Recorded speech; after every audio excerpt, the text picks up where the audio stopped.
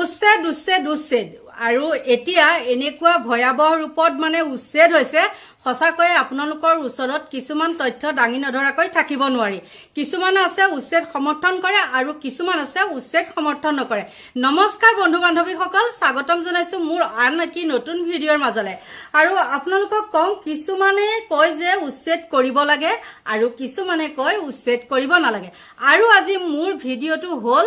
যোনসকলে উচ্ছেদ সমৰ্থন কৰে সেই সকলৰ কাৰণে কাৰণ তেওঁলোকে গম পায়নে উচ্ছেদৰ নামত কিমান টকা খৰচ হয় আৰু সেই উচ্ছেদকাৰী সকলক তেওঁলোকে ভৰণ পোষণ দিয়ে নে নাই নে সেই তেওঁলোকে বাংলাদেশক পঠাই দিয়ে আপোনালোকে বাৰু গম পায়নে যদি অন্ধভক্তসকলে গম নাপায় আচলতে গম পায়েই তেওঁলোকক এটা পিঠিত ষ্টাম্প মৰা হৈয়ে গ'ল অন্ধভক্ত প্লাস গৰুচুৰ গতিকে সেই অন্ধভক্তসকলৰ কাৰণে মই এটি সুন্দৰ বিশ্লেষণ লৈ আহিছো আৰু নুচুৱাকৈ আপোনালোকে কমেন্ট নকৰিব কাৰণ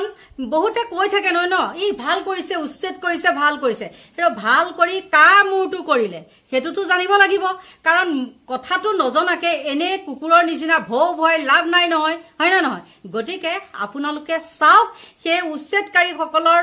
মানে তাত কিমান টকা খৰচ হৈছে বৰ্তমান উচ্ছেদকাৰী সকল বাংলাদেশত গ'ল নে অসমতে আছে আপোনালোকে চাই লওক আমি প্ৰতিটো উচ্ছেদৰে বিৰোধিতা কৰি আহিছো এতিয়া নহয় আপোনাক অলপ আগলৈ লৈ যাওঁ যিটো সময়ত আপোনাৰ বিজেপি গভৰ্ণমেণ্ট নাছিলে তাৰ আগলৈ আপোনাক লৈ যাওঁ কাজিৰঙাত উচ্ছেদ হৈছিলে কাজিৰঙাত উচ্ছেদ হোৱাৰ প্ৰতিবাদ কৰিছিলে কোনে আমাৰ ৰাইজৰ দলৰ মাননীয় সভাপতি ডাঙৰীয়া আৰু জেলতো গৈছিলে আৰু সেই মানুহখিনিক কি কোৱা হৈছিলে আজিৰ দৰে বিদেশী বুলি কোৱা হৈছিলে আজিৰ দৰে মানে মিয়া বাংলাদেশী ইত্যাদি ইত্যাদি মানে অভিধাৰ লগোৱা হৈছিলে কিন্তু শেষত আমি কি দেখিলো 14 কোটি টকা তেওঁলোকক কম্পেনসেশন দিলে যদি তেওঁলোক বাংলাদেশীয়ে আছিলে বিদেশীয়ে আছিলে তেতিয়াহ'লে তেওঁলোকক 14 কোটি টকা চৰকাৰে কিয় কম্পেনসেশন দিলে মোৰ হাতত নটিফিকেশন আছে লাগে যদি আপোনাক মই দিব পাৰো তাৰ পিছত যদি আমি আহো বটৰবাটো উচ্ছেদ হ'ল কিন্তু কি কৰিলে প্ৰতিটো পৰিয়ালক 30 লাখকে কম্পেনসেশন দিবলৈ দিলে তাৰ পাছত আহিলে আপোনাৰ এই কিখন এই চিপাঝাৰৰ যিটো গৰুখুটিত কি কৰিলে 4000 মানুহক উচ্ছেদ কৰিলে আৰু সেই 4000 মানুহকো কি কৰা হ'ল কম্পেনসেট কৰা হ'ল প্ৰতি ঘৰ মানুহক 1 বিঘাকে দিয়া হ'ল আৰু তেওঁলোককো কি কৰা হৈছিল এইবিলাক মানুহ গোটেইবিলাক বিদেশী হয় বাংলাদেশী হয় মিয়া হয় এওঁলোকক খেদিব লাগে সেই বুলি কৰা হ'ল উচ্ছেদ কিন্তু তেওঁলোককো আলটিমেটলি কি কৰা হ'ল কম্পেনসেট কৰা হ'ল আৰু এতিয়া গৰুখুটিত কি প্ৰজেক্টে কিমান কেলেংকাৰী কৰি আছে সেইখিনি আপোনালোকে গিৰগাই কথাটো আপোনালোকে পাব আৰু এতিয়া এই উচ্ছেদটো যিটো গোৱালপাৰাত হৈছিল তাৰ আগতো তেওঁলোকে কি কৰিবলৈ গৈছিল অলপ আগতে আমাৰ প্ৰবক্তাগৰাকীয়ে কি কৈছিলে যে খিলঞ্জীয়াৰ স্বাৰ্থত উচ্ছেদ কৰা হৈছিল যদি হৈছিলে কাৰ্বি আংলঙত 18000 মাটি এভিকশন কৰিবলৈ গৈছিলে তেওঁলোকে নোৱাৰিলে তাৰ পিছত কুকৰাঝাৰত কৰিবলৈ গ'ল তাত নোৱাৰিলে এতিয়া সদৌশেষত কি হ'লে গোৱালপাৰাত আহিলে তাৰো আগত আপোনাক মই উদাহৰণ দিওঁ লাইকা দধিয়াত কি কৰা হৈছিল মিচিং মানুহখিনিক উচ্ছেদ কৰা হৈছিলে 800 কিমানটা 55টা নে 860টা পৰিয়ালক তাৰে কিন্তু সংস্থাপিত হ'ল মাত্ৰ 300 কিমান জনক বাকিখিনিক আজিলৈকে তেওঁলোকে কি কৰা নাই সংস্থাপন কৰিব পৰা নাই এতিয়া মোৰ কথা হ'ল কি আমাৰ দলে প্ৰতিটো উচ্ছেদত আমি কি কৰিছো প্ৰতিবাদ কৰিছো এইটো কাৰণে উচ্ছেদৰ যিটো গাইডলাইন আছে সুপ্ৰিম কোৰ্টৰে হওক বা আমাৰ যিখন আসাম লেণ্ড ৰেভিনিউ ৰেগুলেশ্যন 1886 আপোনাৰ সেকশন আপুনি ভালকে জানিব সেকশন 80 সাবসেকশন 2ত এটা প্ৰভিজন ৰাখা হৈছে যে যদি কাৰোবাক উচ্ছেদ কৰিবলগীয়া হয় তেতিয়াহ'লে তেওঁ কি কৰিব লাগিব এট লিষ্ট 15 ডেজ নটিচ সাৰ্ভ কৰিব লাগিব আৰু তেওঁ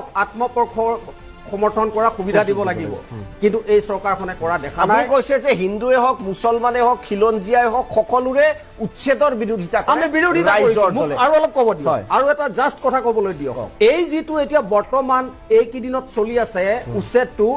এই উচ্ছেদটো কৰিবলৈ গৈছে তেওঁ এক গুলিত কেইবাটাও স্বীকাৰ কৰিছে ফাৰ্ষ্ট স্বীকাৰটো হৈছে কি আপোনাৰ এই উচ্ছেদৰ আগত যদি আপুনি চাই তেতিয়াহ'লে ছ'চিয়েল মিডিয়াই হওক বা মূলসুঁতিৰ মিডিয়াই হওক টিআৰপি চলি আছিলে কি গিৰগাই গৰুচুৰ মন্ত্ৰীৰ পত্নীৰ মানে হিতাধিকাৰী 50 লাখ মন্ত্ৰীৰ পত্নীৰ এক কথা যাৰ মাটি গৰাকী নাছিল 75 বিঘা মাটিৰ গৰাকী হ'ল আৰু গুৱাহাটী মেট্ৰৰ ভিতৰত গুৱাহাটীৰ চিটিৰ ভিতৰত ডাঙৰ হোটেলৰ মালিক হ'ল আৰু সেই দুৰ্নীতিৰ তদন্তৰ বিষয়ে প্ৰতিটো মিডিয়াত প্ৰতিটো আপোনাৰ ছ'চিয়েল মিডিয়াত এই বস্তুটো ইছ্যু ডাইভাৰ্ট কৰিবৰ কাৰণে কি কৰা হ'ল আজি এভিকশ্যনটো আৰম্ভ কৰা হ'ল ইলিগেলি আৰু আছে আৰু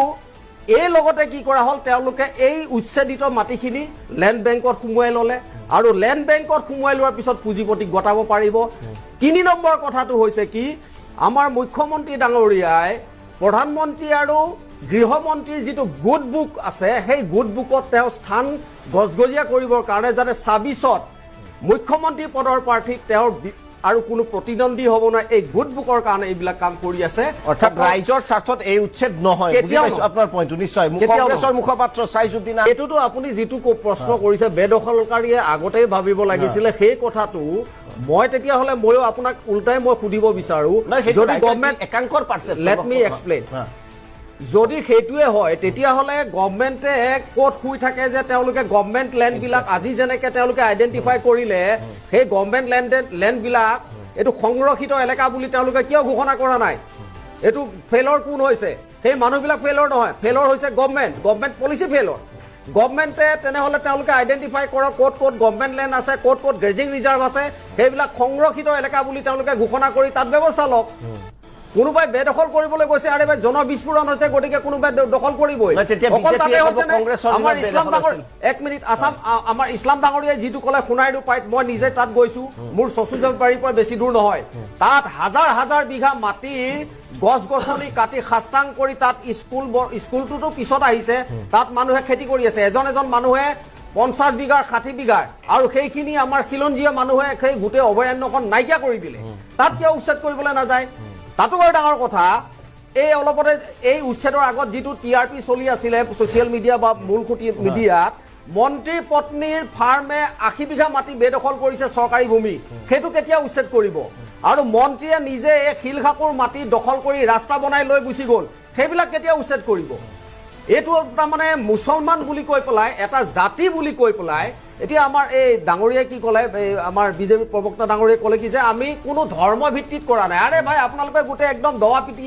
পিটি আছে যে আমি বাংলাদেশীক উচ্ছেদ কৰিলোঁ গতিকে এইখিনি বিদেশী মানুহ সিহঁতক খেদিব লাগে য'ত যায় যাওক আৰে আপুনি কৈছে যে আমি ধৰ্ম ভিত্তিত কৰা নাই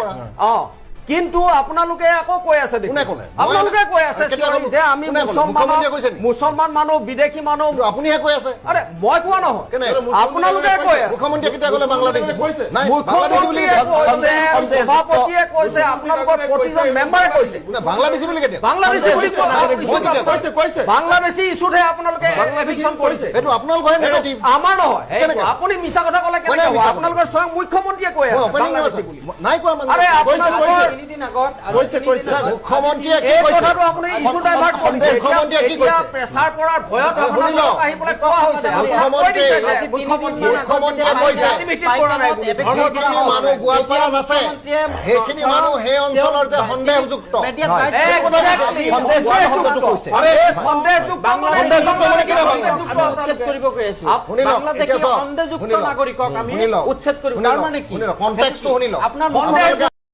দেখিলে নিশ্চয় সেই সুন্দৰ বিশ্লেষণটো আৰু ভালকৈ বুজাই দিছে তেখেতে গম পাইছে আৰু ক'ব লাগিব বুলি আপোনালোকক একো নাভাবোঁ আৰু ইমানখিনি কোৱাৰ পিছতো ইমান সুন্দৰকৈ বুজোৱাৰ পিছতো যদি সেই খুপ্ৰিত নোসোমায় আহি পেলাই মোক আকৌ উল্টা পুল্টা কমেণ্ট কৰে আৰু সেই কমেণ্ট কৰাৰ পিছতো মই সুন্দৰভাৱে আপোনালোকক উত্তৰটো দিব লাগিব নহয় জানো গতিকে এইখিনি আছিলে ভিডিঅ'টো আৰু আপোনালোকৰ পৰা লৈছোঁ বিদায় বাই বাই